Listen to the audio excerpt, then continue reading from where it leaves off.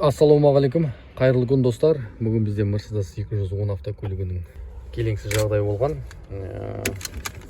Кілт жасатқан. Бірақ проблема кілттен емес, замоктан болып шыққан. Ол замокты да мынаны салады, сосын мынаны салады, онымен стартерге команда шықпайды. Соның кесірінен разбордан жаңа замок алып оқытқан болатынбыз. Оқытқанда бұл жерде 210-дықтарда бір-екі сюрприз күтіп тұрды бізді.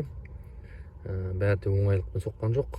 Көлік қысқаша айтқанда родной замогы мынау сызғызған. Соның кесірінен біз кодировка арқылы селектордың блокираторсызы қыздырып берген, істетіп берген болатынбыз. Барлығын жинап қыздырып беретін боламыз.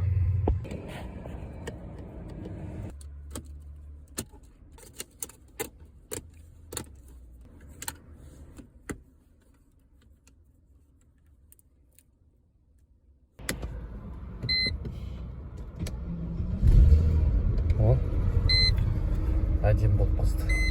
Осылай міне 210-ның бір шаруасын бітірген болатынбыз.